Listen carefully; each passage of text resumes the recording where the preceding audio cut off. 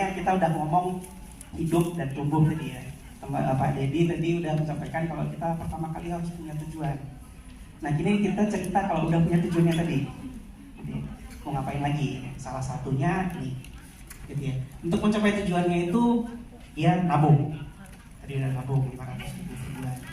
Selain itu dia cari kerjaan yang mungkin kalau dia nggak bisa nabung nih karena udah habis semua dari sehari-hari, dia akan cari kerjaan yang gajinya lebih tinggi, lebih besar, biar dia bisa nabung tadi mau mencapai tujuan ini.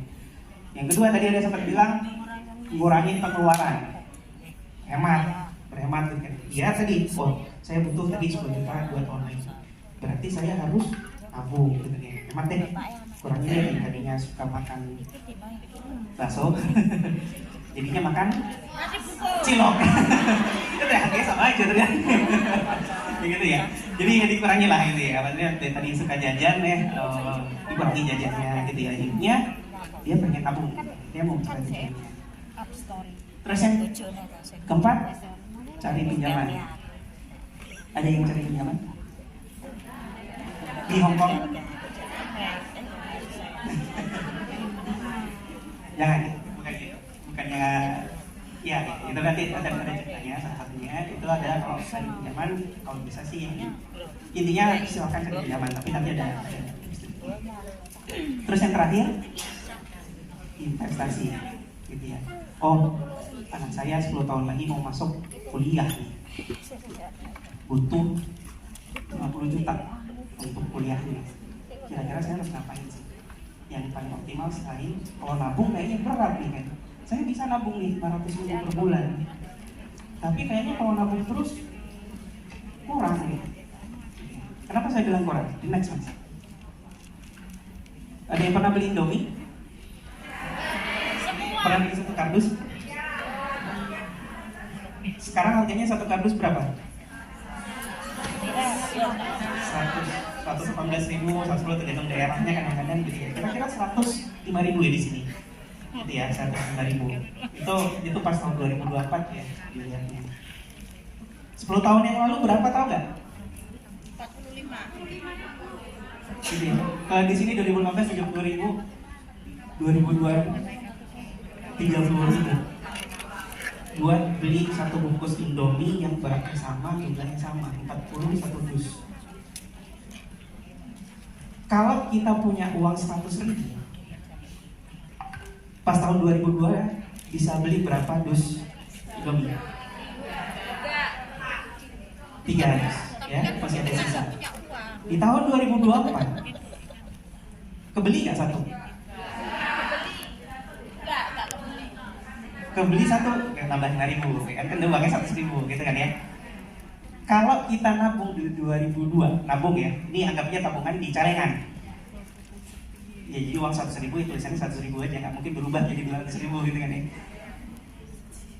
Uangnya jadi tadinya bisa 3 dus, sekarang nggak kebeli, kurang dikit gitu kan ya. Itulah yang disebut namanya inflasi, perubahan nilai tukar, bisa juga harga barang yang mengakibatkan nilai selembar 100.000 itu berkurang. Karena memang biaya hidup naik terus, gitu ya, biaya produksi naik terus, gitu ya. Jadi kombinasi dari segala hal yang menyebabkan kos produksi naik dan lain-lain itulah yang membentuk yang inflasi tadi. Gitu. Jadi kalau kita cuma nabung, nilainya misalnya target 10 juta tadi 2 tahun. Apakah 2 tahun lagi harga 10 juta itu tetap kebeli? Misalkan 10 juta kita mau beli apa ya? Emas 10 juta, dapat sekarang berapa gram? 5 graman gitu ya, 5-6 gram gitu ya, tergantung harga naik turun kan ya. Mungkin 2 tahun lagi kebeli 10 gram.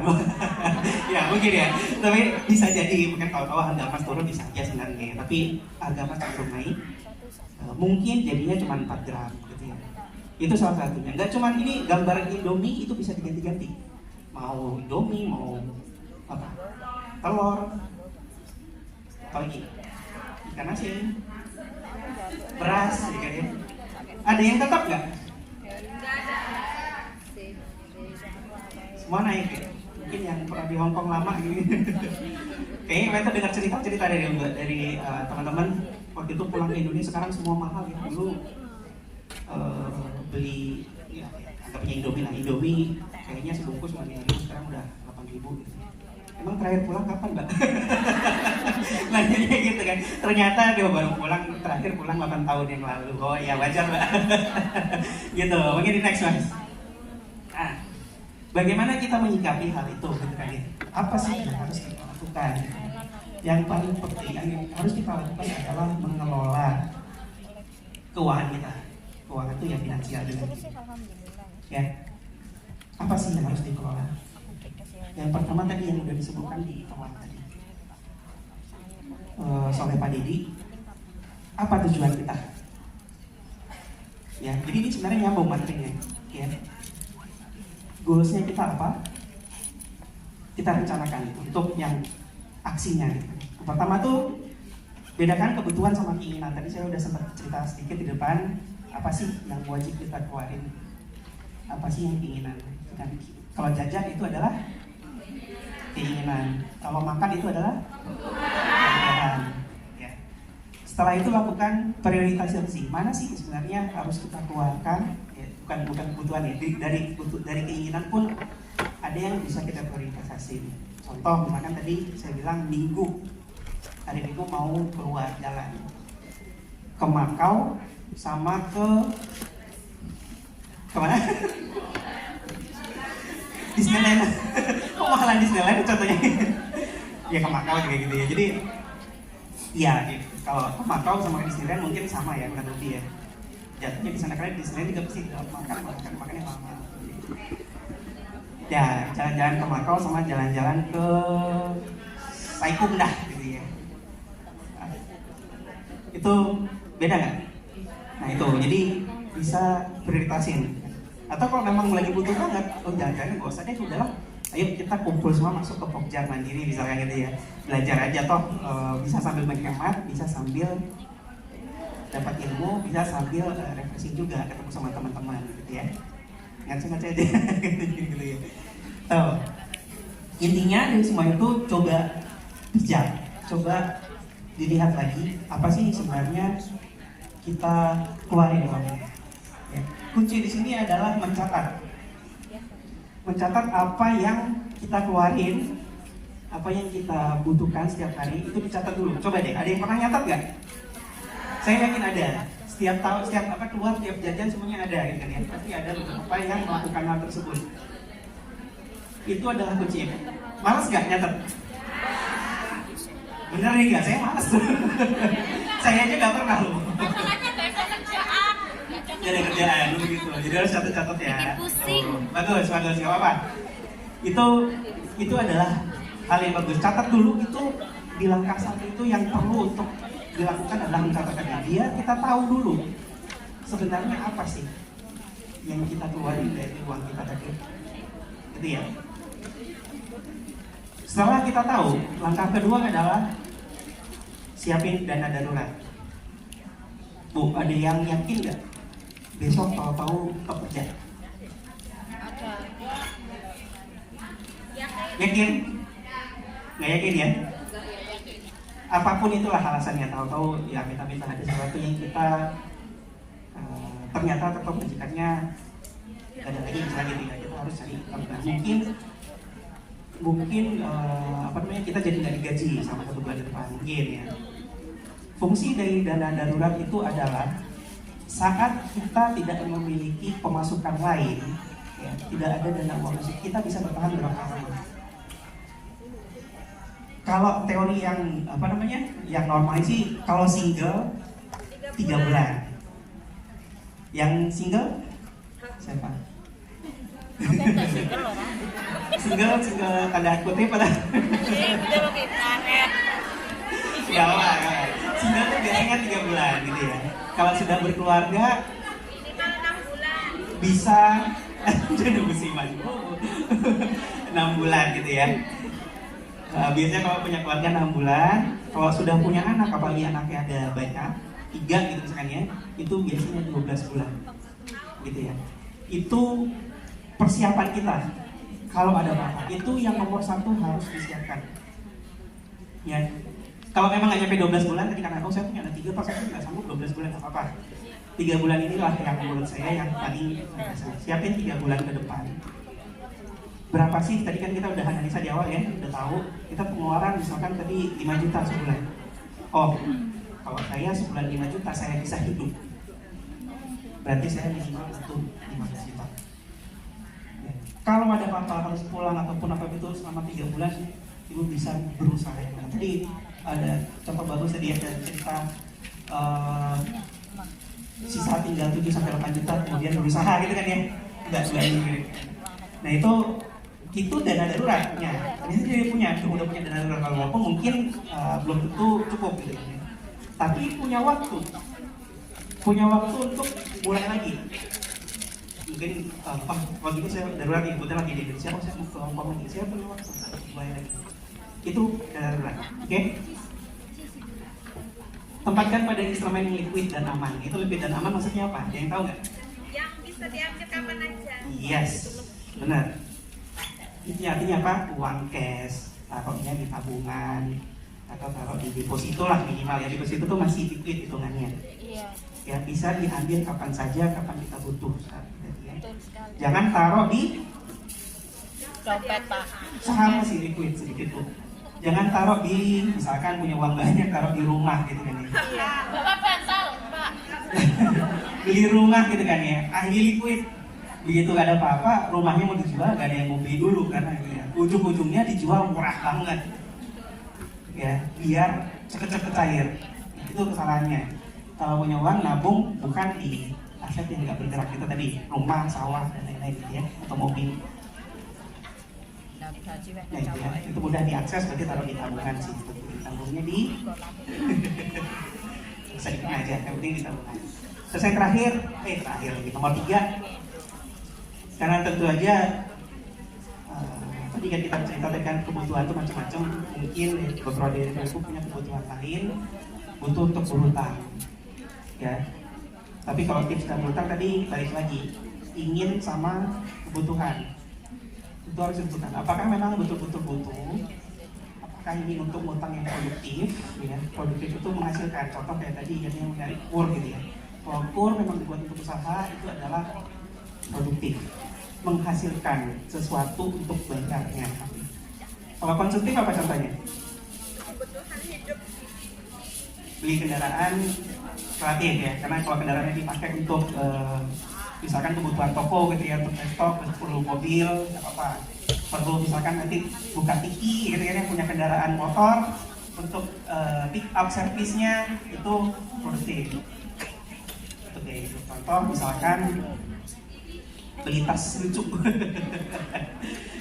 Ketemu nih makan sobo katanya diskon 50%, datang ke sobo ada yang lucu, 3.000 nih. 3.000 bagus banget, pengen banget, aku ngutang nih. Pinjam sebentar, punya uang 3.000 nggak? Nanti aku bayar gitu. Itu adalah keinginan gitu ya, yang tidak produktif. Bukannya nggak boleh, mungkin suatu saat boleh gitu ya, bukan sesuatu. Tapi kita harus merencanakan yang tadi, bagaimana kita membayarnya. Contohnya tadi kan kita udah ukur, nabung 500.000 setelah setelah dipakai dikurangi ke kebutuhan pokoknya masih cukup. Pinjam, kalau pinjam bayar bulanan 500.000 masih cukup. Itu masih boleh karena masih ada sisanya gitu ya. Bukan masih bolehnya, itu masih terencana gitu ya. Kalau saya masih bisa bayar. Bayarnya di mana saya udah tahu caranya. Itu nggak apa-apa. Bukan berarti disarankan tapi nggak apa-apa. Nah itu bukan kebutuhan, bayarnya selalu tepat waktu, jangan pura-pura lupa. Kalau udah ditagih temennya bayar. Kalau memang janji tanggal 30 bayar gitu ya. Kalau pinjaman di bank lebih dari tanggal 30 kena denda. Ya, selain kena denda, namanya itu ada skor kredit gitu ya. Jadi ada penilaiannya, skornya turun. Jadi kalau mau pinjam lagi nanti susah, gitu ya. Itu ada penilaian, makanya harus tepat waktu. Terakhir dia pastikan pinjaman oleh lembaga yang terdaftar gitu ya. Jangan sampai ke pinjol. Pinjol tuh ada yang resmi, ada yang enggak. Yang resmi aja udah mahal, gimana yang enggak? Tahu nggak ada yang enggak? Ada teman yang minjem 10 juta, tahu-tahu sebulan depan udah harus bayar 100 juta. Terus dikejar-kejar, nah, banyak seperti itu. Dan tahu-tahu nelpon, entah dapat dari mana data kita. Ya,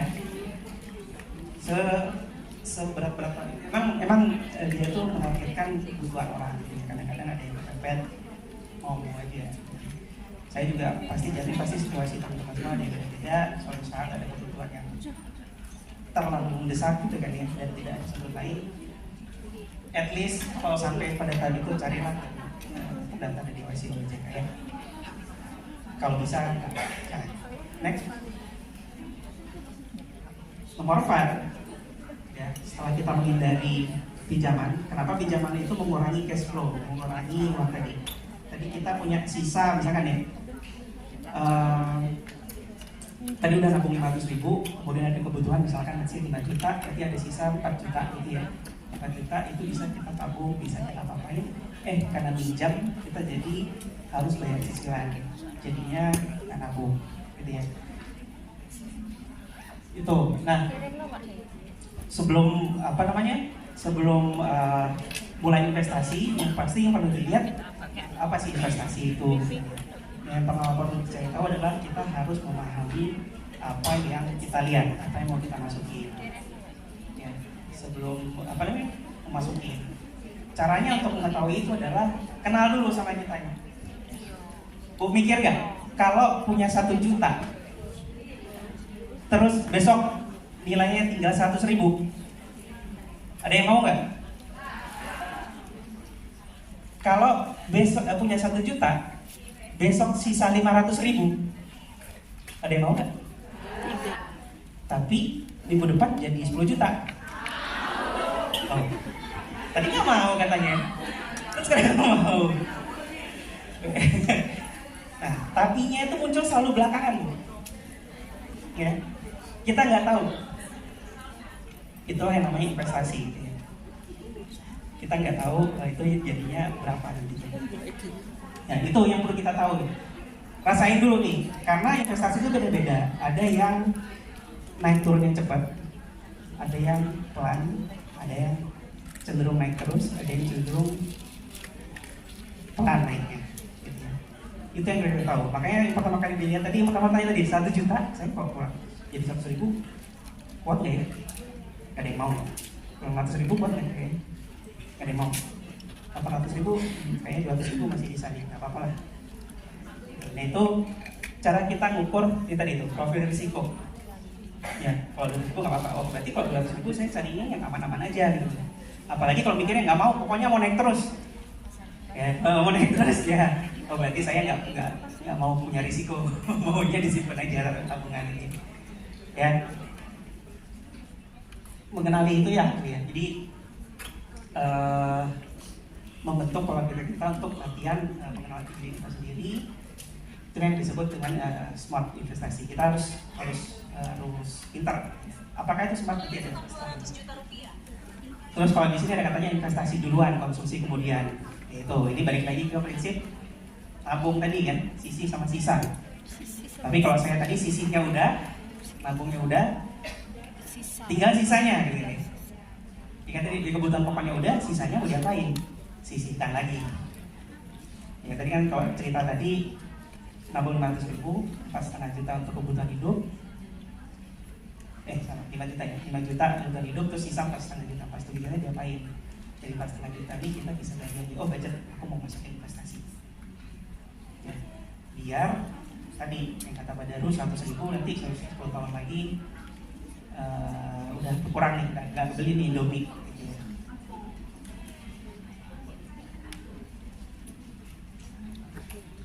Nah, sisa ini kalau bisa punya rekening terpisah. Jadi dana ini adalah dana yang mungkin beberapa teman mungkin ada yang aku main itu datang, Pak saya punya 10 juta nih, belum tahu mau diapain. Bagusnya apa ya? Biasanya saya tanya tadi ibu, kira-kira ada kebutuhan dekat ya? Kalau punya kebutuhan dekat berarti ini sifat yang aman-aman aja, taruhnya deposito. Gitu. Tapi kalau nggak punya dekat, nggak tahu pak. Saya pokoknya 10 tahun lagi saya nggak tahu ini mau diapain. Oke, kalau gitu kita coba belajar investasi. Ya, itu dipisahin tapi 10 jutanya dipisahin dulu. Bukan uang yang masuk ada kepentingannya, bukan uang yang akan segera kita gunakan. Gitu ya. Nah, itu satu udah dipisahin. Terus secara berkala, kalau bisa tiap bulan lakukan hal itu, dipisahin, kita masukin ke instrumen investasi. Ya. Sebelum kita masuk investasi itu apa ya? Terus yang terakhir itu adalah proteksi, penting. Proteksi ini sebenarnya yang paling pertama tadi adalah dana darurat yang saya bilang. Jangan sampai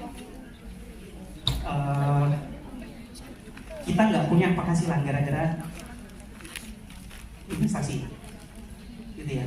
Kita harus punya cadangan untuk yang paling penting tadi hidup. Yang pertama tadi adalah dana darurat. Yang kedua, kalau investasi ini nggak segampang cash. Kita butuh ada, tapi butuh waktu sampai uangnya bisa balik lagi ke kita. Apapun bentuknya. Kita invest di rumah, rumahnya betul-betul untuk dijual. Kita invest di mobil biasanya turun harganya sih ya. Kecuali mungkin mobil bekas yang unik-unik makanya bisa naik. Ya invest lah sawah atau misalkan ya tanah, rumah udah emas. Mungkin emas pas waktu kita mau jual kita belinya tinggi, sekarang harganya lagi turun gitu kan ya. Itu namanya investasi, nggak bisa langsung kita lakukan. Makanya kita butuh proteksi tadi. Selain dana darurat, apakah ada yang menjamin kalau besok kita nggak sakit? Teman-teman semua di sini punya asuransi gitu. Paling nggak ditanggung sama pemerintah Hong Kong kalau ada sakit, ada yang nanggung. Berobatnya nggak bayar. Jadi seperti itu adalah asuransi. Jadi paling nggak kalau di Indonesia nggak ada yang jamin, paling nggak ada BPJS nya hati-hati ibu ya. Jangan sampai tidak, paling nggak BPJS di Indonesia. Kalau di Indonesia, kalau di sini mungkin udah ada, kita nggak bayar lagi nggak apa-apa, udah ada proteksinya. Next, tadi ini ciri-ciri pinjaman ilegal ya. Karena kita udah bahas, gitu ya. Begitu gagal bayar, diteror, telepon, tahu-tahu nomor yang ada di HP kita, dia tahu semua tuh. Terus diteleponin semua tuh, bapak, ibu, siapapun lah ya, teman A, B, C, D semuanya diteleponin. Padahal teman-temannya orang-orang ini nggak tahu kalau kita ngambil uang itu. Contoh-contoh kalau kita pinjam di online legal itu, cirinya gimana? Gampang, kasih KTP, pinjam langsung keluar uangnya. Pernah nggak ditawarin gitu? Pernah kan? itu tandanya. Terus tidak transparan, nggak ada apa-apa, tahu-tahu nggak tanda tangan, pokoknya kita pinjam 50 juta, tahu-tahu keluar uang 50 jutanya, nggak ada dasarnya perjanjian, itu nggak ada. Gitu ya. Terus langsung kontak, WhatsApp, telepon, nawarin, terus nggak ada, terus nggak pakai aplikasi, tahu-tahu uang cair, gitu ya. Terus pengaduan, kalau di sini kata jadi layanan pengaduan itu nggak ada, sama alamat kantornya nggak jelas, kita cari di internet pun susah. Kalaupun ada di internet jangan langsung percaya. Ya, kita bisa cross check ke OJK. Semua bank itu pasti ada kantornya, ada nomor teleponnya, ataupun kalau semua pinjaman yang legal itu ada tercatat tuh. Kita bisa search di OJK. Misalkan ada Bank Daru gitu ya. Tahu-tahu nawarin WhatsApp Bank Daru gitu ya. Mau pinjam nggak 10 juta? Langsung keluar nih, cukup KTP aja gitu. Terus kita search ya, apakah ada Bang Daru ada ternyata di mukanya ganteng banget. Wah, percaya langsung nih. Tahu-tahu baru 1 hari udah diteror. Oh, pinjam 10 juta, sekarang udah harus bayar 11 juta. Baru 1 hari gitu. Nah, itu contoh-contohnya ya, contoh-contoh. Jangan sampai kita terjebak sama orang. Karena ada. Karena ada yang kirim lewat mandiri juga gitu kan ya. Terlibat hal tersebut pun ada. Ya. Saya nggak pastikan ya, tapi ada. Di next. Oke, ini balik lagi ke konsep yang pembagian yang tadi, yang gimana yang harus disisihkan, terus biaya hidup kalau bisa dari gaji itu bisa diatur 50-60%, ada tabungan minimal 10%. Ini hanya sedikit panduan lah, kalau bisa ada gaji misalkan 10 juta, coba bagi seperti ini. Ya, di budget untuk hidup nih, saya harus hidup, saya butuh makan ini, masukin ke yang 10% tadi. Terus ada nabung 10%. Kalau belum 10%, tadi kan 500.000 belum 10% ya. Gaji 10 juta, 500.000 berapa persen? 5%. Nah itu 5%. Jadi kalau bisa 10%, datang tahu kalau aku bisa nih kayak kurang 500.000 tambah lagi, jadi 1 juta itu 10%. Kemudian kalaupun ada hutang dan cicilan, tadi ada sempat ada kata-katanya saya belum jelasin karena belum masuk ke sini. Namanya DBR, Debt Burden Ratio. Ya, itu maksudnya maksimal hutang dari gaji itu berapa persen sih? Ya, biar bisa tetap hidup. Ya. Kalau misalnya gaji 10 juta, hutangnya 8 juta tiap bulan, mati nggak? Padahal kebutuhannya 5 juta. Gitu. Kalau kebutuhannya 2 juta mungkin nggak, belum mati ya, pelan-pelan tapi matinya. Gitu. Jadi 5 juta nih kebutuhannya, nggak kuat. Ya. Kalau kita udah ngatur, tadi saya bilang pinjam boleh, itu coba atur maksimal 30%. Biasanya bank juga 30% udah nggak mau bisa lebih di atas itu. Tapi 30% dari penghasilan itu maksimal untuk bayar cicilan. Gitu ya. Terus yang terakhirnya, kenapa ada zakat tempat kebaikan? Ada yang tahu nggak? Ya enggak. Saya pendengaran langsung dari yang Maha Kuasa. Benar. Ya boleh lah. Ini mungkin satu contoh aja ya biar cepat. Kayak gitu, kebaikan itu kan pasti diserahkan ke diri masing-masing gitu ya. Selain mungkin yang muslim ada kewajiban yang lain, tapi saya yakin apapun agamanya juga ada bukan kewajiban, ya kewajiban lah untuk berbagi pada sesama. Dan itu bisa jadi lah, tadi betul banget tentunya itu yang melindungi kita dari hal-hal lainnya gitu ya. Yang mungkin kalau bahasa saya nggak berkah gitu ya. Kalau bisa 10%, kalau zakat sebenarnya 3,5% lah ya. Atau 2,5? 2,5 ternyata. 2,5. Nah itu 2,5%. Tapi kalau bisa 10% itu bagus. Tapi ya yang penting yang wajib dulu, oke? Nah ini sebenarnya mas balik ke growth mindset tadi. Langkah-langkah kayak grow yang pertama tadi tentukan tujuan. Kalau mau investasi yang pertama itu mau ngapain sih? Usahanya mulai kapan, Bu? Pasti kita mesti rencanakan gitu kan ya. Oh, saya mau mulai, saya pengen berusaha nih. Usaha mungkin bikin toko grosir. Udah ada tempat-tempatnya, menuju ke tujuan itu saya butuh apa? Siapin tempat. Terus kalau mau mulai ini, saya kira-kira butuh persiapan berapa lama gitu. Butuh modalnya berapa dikumpulin. Jadi harus ditentuin tuh mau mulai kapan, mau ngapain, mulainya kapan. Setelah tahu itu baru kita tentukan tadi, kalau mulai kapan, saya udah mau nabung kurang, kira-kira tadi kalau saya taruh di tempat investasi, berani nggak nih? Mungkin kalau taruh di tempat investasi 10 juta tadi, 1 jutanya terlalu pendek. Mungkin misalkan kita anak ke sekolah gitu ya, butuh 50 juta. Mungkin kalau kita taruh di tempat investasi, tadinya mau nabung 50 juta butuh 5 tahun. Mungkin bisa cuma 2 tahun nih kalau taruh investasi ini. Cuman risikonya ada nih, saya taruh 10 juta, jadi 2 juta. Tadi nggak mau kan? Nggak mau kan? Terus kalau ditaruh jadi 5 juta nggak mau, dan saya maunya kalau cuma 10 juta tadi jadi 8 juta nggak apa-apa deh. Gitu ya. Itu salah satu cara untuk memprofil diri sendiri. Kemudian baru alokasiin, kalau udah tahu, oh ini saya taruh di mana, taruh alokasi investasi, kemudian harus dilihat secara periodik. Ini udah ditaruh, harganya sekarang berapa? Nggak tiap hari juga sih, Bu. Jadi misalkan taruh 10 juta, besok jadi berapa ya? Besoknya jadi berapa ya? Itu tipe investor yang berbeda gitu ya. Itu bukan investor, itu trader namanya gitu ya. Yang setiap saat dilihatin. Di next dulu. Sampai sini ada yang ditanyain nggak? Investasi itu kan secara periodik, jadi setiap bulan. misalkan kita di sini masih 1 tahun kerja, jadi jadi periode berarti 12 bulan. Setelah kita pulang itu apakah kita bisa stop investasi dan mengambil apa?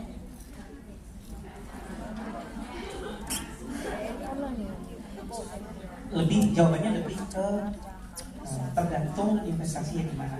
Karena tadi masuk ke sini, apa sih tempat invest kita?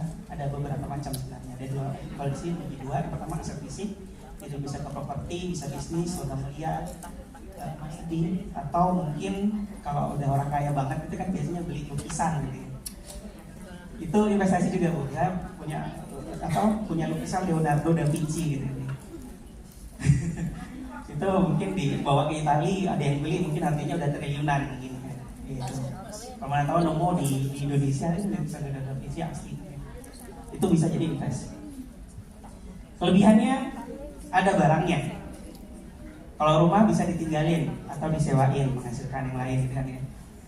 Ada barangnya sawah bisa disewain juga, mungkin digarap sama teman-temannya. Atau logam mulia, wah kelihatan nih ada cincin emas gitu ya. Itu bisa, itu kelihatan barangnya gitu kan ya. Bisa kita pegang. Jadi aman gitu, oh ini ada di sini gitu. Dan biasanya relatif stabil. Bisa relatif stabil. Terus kekurangannya biasanya harga kalau rumah pun kita pakai ada yang rusak nggak? Gak mungkin nggak kan, lampu aja dibiarin nyala mati juga kan ya, harus diganti. Jadi ada biaya perawatan terus-terusan. Selalu ada biaya melekat. Emas pun, emas ada perawatannya. Cuci. Emasnya dicuci sebelum dijual biar bagus, mahal gitu, dicuci dulu gitu ya. Ya bisa emas bisa juga kayak gitu lah. Pokoknya ada biaya penyimpanan, kita paling nggak harus nyimpan di suatu tempat yang aman gitu ya. Mungkin pengen punya lemari besi karena emasnya 2 kilo gitu kan. Ya udahlah beli emas deh, beli lemari besi lah, itu ada biayanya gitu. Terus kalau mau dijual paling nggak, kalaupun emas lebih gampang kita perlu jalan dulu gitu ya. Harus jual mungkin akhirnya nggak terlalu bagus, likuiditasnya rendah. Terus yang kedua adalah aset keuangan. Ya. Kelebihannya liquid, kita bisa lihat barangnya di mana, kita bisa cairin relatif cepat. Ya. Harganya juga kita bisa lihat saat ini berapa. Sebenarnya emas juga gampang sih. Tapi kalau rumah, ada yang tahu nggak rumah sekarang harganya berapa? Banyak banget faktornya. Rumahnya ada di mana? Tergantung lokasi. Kalau lokasinya tahu-tahu lewat jalan tol, mungkin ada yang tahu kan ya. Ada jalan tol lewat antara itu dibeli sama tolnya, digusur maksudnya kan, digusur atau rumahnya melonjak tinggi banget. Ya, biasanya tuh kan di Jawa banyak kan, ini bukan banyak di Jawa Timur kan. Kayak yang dilewatin tol tuh langsung harga rumah di situ harganya langsung mahal, harga tanah mahal semuanya. Gitu, itu contohnya. Apa lagi? Jadi kita nggak bisa tahu sebenarnya harganya berapa, banyak faktor termasuk banyak ada yang mau beli apa enggak. Silakan. Assalamualaikum warahmatullahi wabarakatuh. Saya pernah masuk Mandiri yang untuk katanya investasi, yang Aksa itu loh Pak. Saya pernah masukkan uang cash, terus waktu jatuh tempo cair itu uang saya nggak malah bertambah banyak, malah berkurang. Aneh kan, saya heran sampai sekarang. Terus kekurangannya itu saya urus itu tidak bisa. Terus saya kan waktu itu pulang dari Taiwan. Terus waktu itu uang saya nggak semua tak taruh di rekening bagi yang transfer yang katanya invest itu tak beli. Terus waktu itu saya sudah mulai usaha. Ya untung itu modal pribadi bukan bank. Hasil saya sudah dari Taiwan, usaha di Sumatera, komisi itu Pak, gudang sentrat yang di Jogja sama di Pati, Jawa Tengah. Terakhir saya ngambil onggoknya di sentratnya dari Lampung. Sekali ngirim 1 minggu 2 kali. Saya mikirnya sudah lancar enggak jadi PKI lagi kan. Terus 1 minggu bisa kirim 2 kali, 2 tusuk. 1 tusuk itu sewanya 7 juta. Terus itu dari Lampung ke Jawa, saya mikirnya wah ini sudah bisa sukses di pulang ini. satu minggu satu kali kirim itu bisa untung bersih 5 juta. Jadi bisa kirim satu minggu 2 kali, jadi satu minggu 5 juta kan saya sudah bangga. Nah lama-lama yang gudang yang di Jogja sama di Paris 1 bulan 2 bulan sampai 1 tahun itu lancar. Tapi segitunya kalau kita terjun punya usaha atau bisnis orang baru ya, ternyata kalau kita itu nggak tegangan, udah kita harus jujur, disiplin, itu nggak cukup. Kita buat katanya apa istilah punya bisnisnya ini buat target makanan orang yang sudah senior. Nah itu saya kirim macetnya itu saya proses ke Hongkong ini ngisi gudang itu paginya barang nyampe bongkaran uang ditransfer bayaran cash. Nah sudah hampir sepekan itu ternyata uang yang sudah barang sudah masuk itu nggak dibayar cash, jadi uang saya masuk macet. Terus ya sering actionnya itu yang uang saya diaksa ya gitu. Saya ngecek nih uangnya di situ baru ambil lagi itu saya masukkan itu dalam waktu 5 tahun, setahun apa 5 tahun lupa saya. Terus waktu saya itu yang 20 juta saya masukkan itu dikembalikan ke saya cuma 7 juta. Terima kasih. Itu mungkin tadi masuk ke terima kasih Bu. Terima kasih Bu, pengalamannya tadi luar biasa ya, udah banyak nih ke distribusinya gitu ya pengalamannya. Tapi kita masuk ke aksanya yang ditanya. Itu yang intinya kita memahami apa yang memahami diri kita dan memahami apa yang kita mau beli. Memang saya sih bukannya mau menghindar ya, karena yang aksa itu kadang-kadang dijelasinnya nggak lengkap. Bahkan ada yang bilang ini sama kayak deposito Bu. Padahal enggak, beda. Itu yang pentingnya kita sama aja sama ini. Ya, itu masukannya udah banyak Bu. Itu penting terus diri. Tapi poinnya adalah apa yang kita beli kita harus tahu apa itu. Aksa itu apa? Aksa itu apa namanya? Adalah produk gabungan, bukan asuransi. Maksudnya asuransi, tapi dia itu adalah produk gabungan namanya.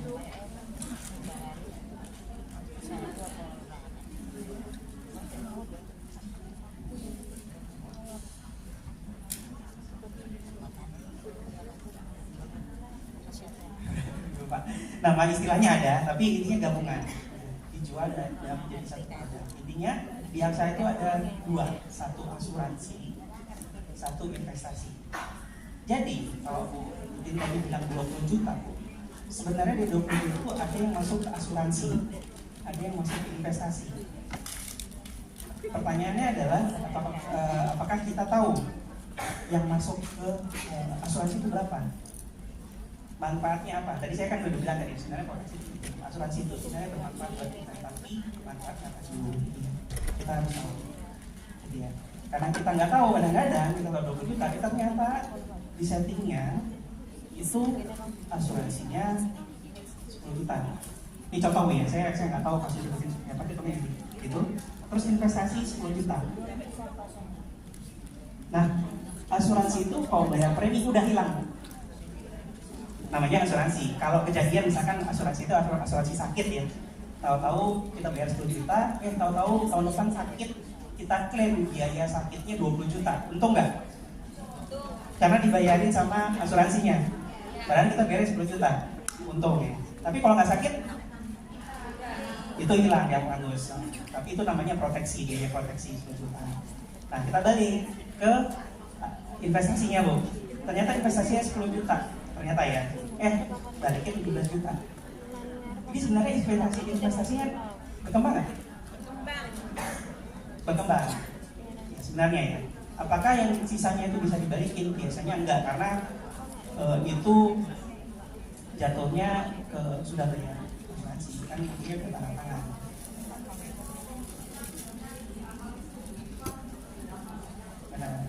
Tapi baik lagi yang saya bilang, investasi tadi saya bilang tadi yang 1 juta bisa jadi 200, bisa jadi 10 juta. Namanya investasi bisa naik turun, mungkin waktu saat dijual itu proyeksinya nih lagi bagus. Oh kalau kita taruh 20 juta kemungkinan nanti jadi 20 juta misalnya gitu Bu ya. Saya nggak tahu berapa pastinya, pasti ada hitungannya, tapi di bawahnya pasti kalau investasi itu bisa naik dan turun. Bisa jadi pada saat jadi pas waktu itu mencairkan posisinya lagi turun. Pas jatuh tempo terus ibu biasanya kan bisa dicari bisa nggak bisa lanjut gitu. Jadi gitu kalau mau dibiarin mungkin bisa contoh pakai tapi pada saat kita jual itu apapun itu ya pada jual ternyata lagi turun. Kemarin harga emas 2 juta terus pas kita mau jual 1,8 ya ada yang hilang gitu kan ya. Itu contohnya Bu, makanya pas waktu kita mau tahu investasi ini materi berat ya artinya seharian gitu ya. Itu kita harus tahu dulu barang itu. Kalau ada potensi turun, terus tadi kalau memang kita nggak berkenan sama asuransinya, itu kita nggak perlu beli. Mungkin saya mau investasinya aja. Atau bagian tadi misalkan saya contohnya 10 juta asuransi, 10 juta investasi. Oh saya nggak mau 10 juta kemahalan, saya maunya 1 juta asuransinya. Oke saya mau asuransi, tapi 1 juta aja, 19 jutanya investasi itu bisa sebenarnya. Cuman mungkin ya saya inilah ya, saya paham yang dihadapin. Mungkin karena nggak tahu itu kan yang dibayarnya. Saya ngomong aja mungkin tadi ada yang pada ini ngomong apa sih bapaknya gini ya. Nah itu pas lagi berhadapan sama produk tadi kadang-kadang ya, udah penting naik gitu kan ya kita akhirnya. Nah habis nih ya, nah ini yang uang yang pasti berkembang tabungan Bu sama deposito itu pasti tabungan kan pasti ada bunganya kan untuk level tertentu ada deposito pasti ada bunganya itu pasti berkembang pasti berkembang tapi nanti abisnya ada instrumen next. Nah ada apa aja sih sebenarnya yang buat investasi khususnya di aset finansial. Yang pertama cash itu termasuk aset juga. Uang kita taruh dimanapun itu aset kita, gitu ya. Kalau kita simpan di tabungan 100.000 ya bentuknya di mana-mana ya 100.000 gitu ya, kalau di Indonesia. Tapi ya nilainya tadi saya bilang bisa naik turun. Kemudian deposito atau tabungan gitu ya, taruh di rekening bank, taruh deposit di bank itu ada tabungan, ada deposito. Deposito biasanya tabungan itu adalah tabungan uang yang kita taruh di bank bisa diambil kapan saja. Ya taruh 1 juta, besok saya mau ngambil 1 juta juga, mungkin nggak bisa karena ada saldo minimal ya. Tapi kita ngambil kapan aja, mau ngambil 100.000 itu bisa. Harusnya ya. Transfer ada butuh uang langsung kita transfer bisa. Kalau deposito kita taruh 10 juta ada jangka waktunya. Kalau di Mandiri minimal 1 bulan, 3 bulan, 6 bulan. Kalau udah taruh 1 bulan itu nggak bisa diambil lagi selama 1 bulan ke depan. Pak saya butuh darurat, bisa dicairkan. Tapi ada biayanya 100.000 pas 1 juta. Nah 1 juta nih, 1 juta ngapain? 100.000 atau 100.000 saya lupa. Tapi ada biayanya. Bisa dicairkan lebih cepat, ada biayanya. Ya. 10% nggak sih kita ini. Nanti saya coba percaya lagi ya. Tapi per pencairan itu ada 100.000. Jadi ada kurang lah ya. Dan biasanya kalau deposito kan harusnya dapat bunga tuh 1 bulan dapat bunga 2, misalnya sekarang 2,5% gitu ya. Kalau dicairkan lebih cepat bunganya ada tuh ya, jadi nggak ada perhitungan bunganya. Nah setelah 10 juta ya 10 juta ya, kalau udah jatuh tempo baru dapat bunganya. Itu deposito. Kemudian obligasi mas, menit lagi mas. Agak cepetin dikit ya. Obligasi itu adalah surat utang. Utang ada suratnya Pak. Obligasi itu adalah instrumen yang digunakan oleh yang pertama pemerintah kita. Kalau mau butuh uang, itu dia akan bikin surat utang. Surat utang itu adalah jaminan. Jadi kalau kamu ngutang, kamu pinjemin uang saya berapa, saya bisa kasih kamu imbal berapa. Itu surat utang. Kalau nama kerennya obligasi, itu bisa beli punya Indonesia, punya pemerintah, atau punya perusahaan. Gitu ya. Contoh dulu, reksadana. Reksadana itu apa sih? Gitu ya. Reksadana itu adalah jenis yang tadi di atas tadi, bisa campuran, bisa saham, semuanya yang jenis ini bisa dicampur sama reksadana jadi satu produk. Ya. Reksadana itu adalah kumpulan investasi dari banyak investor yang dikelola oleh satu manajer investasi. Ada orang yang ngelola. Kan? Bapak-bapak tadi atau ibu-ibu tanya, Pak saya bingung. Carilah yang namanya reksadana. Reksadana itu kenapa? Karena ada yang ngelola tadi. Saya cukup taruh, dan ada yang ngelola.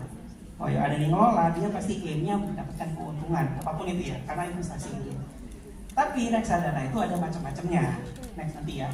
Kemudian sebelum masuk ke reksadana itu saham.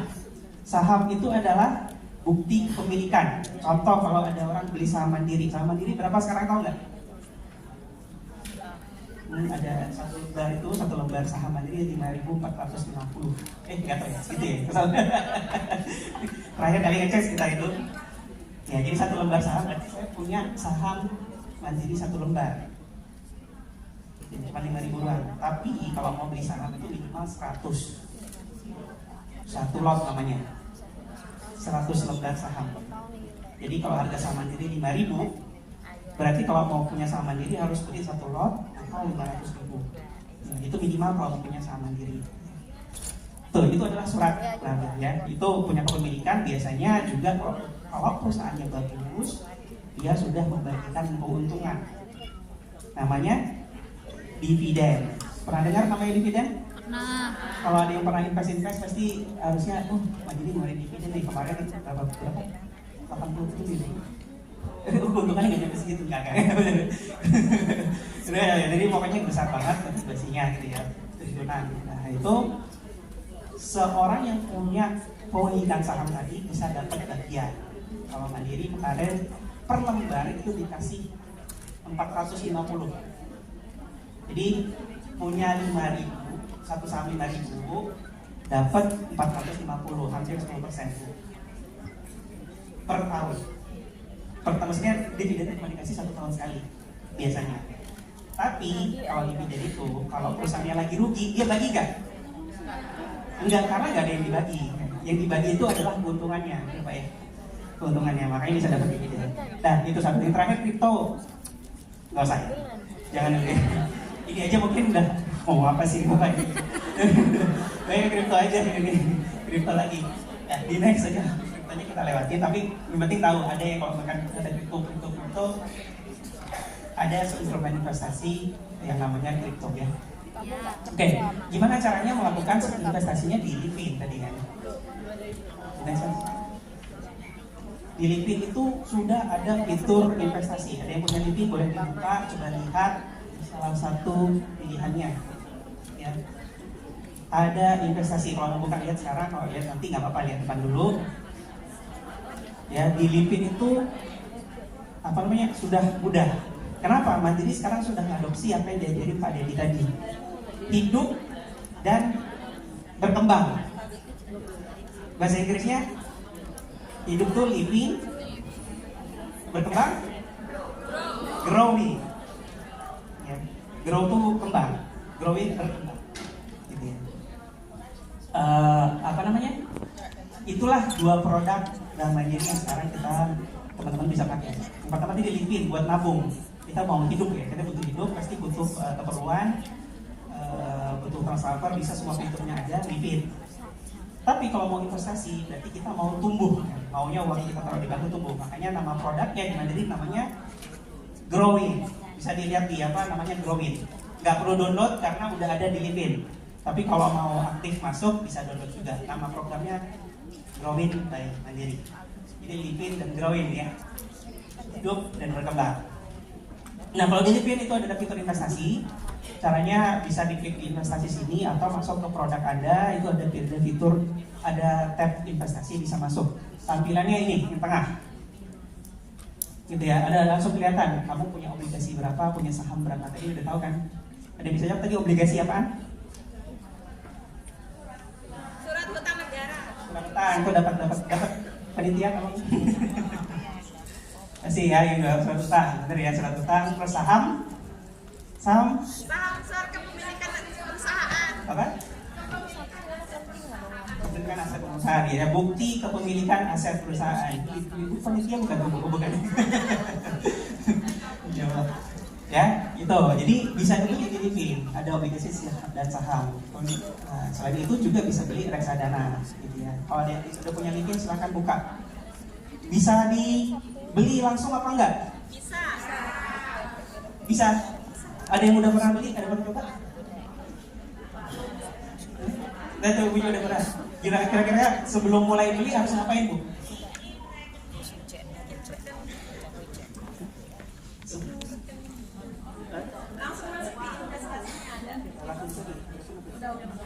Tapi pas waktu mulai investasi disuruh ngapain dulu?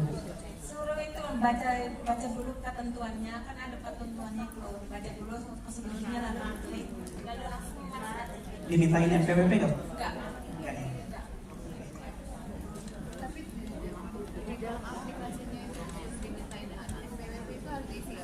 Iya, jadi sebenarnya buka rekening mandiri bisa nggak pakai NPWP kalau gajinya mungkin di bawah batas tertentu. Dimana secara peraturan itu tidak perlu memasukkan NPWP, tidak wajib punya NPWP ya. Tapi kalau lihat saldo, berarti bisa analisa, oh ini sebenarnya harus punya NPWP. Silakan kalau memang ditanyain silakan diisi ya. Jadi pertanyaannya tadi tahu-tahu di LinkedIn ditanyain NPWP-nya mana, itu dimasukin aja kalau ada ya. Kalau belum ada nggak dimasukin nggak akan jadi terblokir nggak, tapi akan muncul terus dimintain NPWP-nya ya. Itu satu. Tapi kita balik lagi ke investasi tadi. Kalau mau mulai investasi pertama kali nanti tanya ini kebetulan nggak ditampilin. Ada ya? Ini masuk nih, mulai pelayanan, kalau mulai investasi di next one.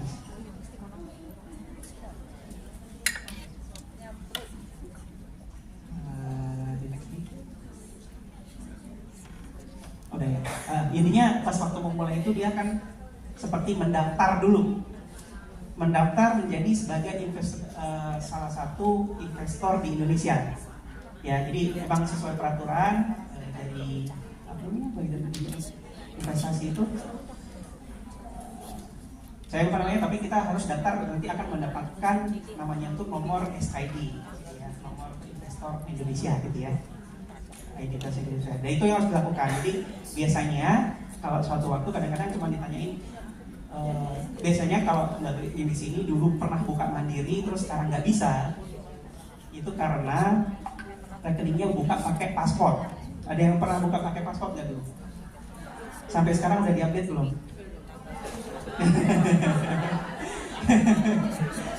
Ya, makanya salah satu kenapa tadi pada buka rekening mandiri harus ada IKTP. Kenapa sih IKTP Pak? Gitu kan ya. Karena memang seluruh layanan mandiri itu memang sudah terintegrasinya ke KTP, dan itu memang sudah sesuai dengan peraturan yang berlaku di Indonesia. Paspor itu bukan identitas. Paspor itu dokumen perjalanan. Memang itu yang membuktikan siapa kita di luar negeri ya paspor. Tapi kalau di dalam negeri kebetulan itu ya. Jadi kalau ada yang belum punya KTP, saya tahu ada banyak cerita. Kalau bisa dibuat. Silakan.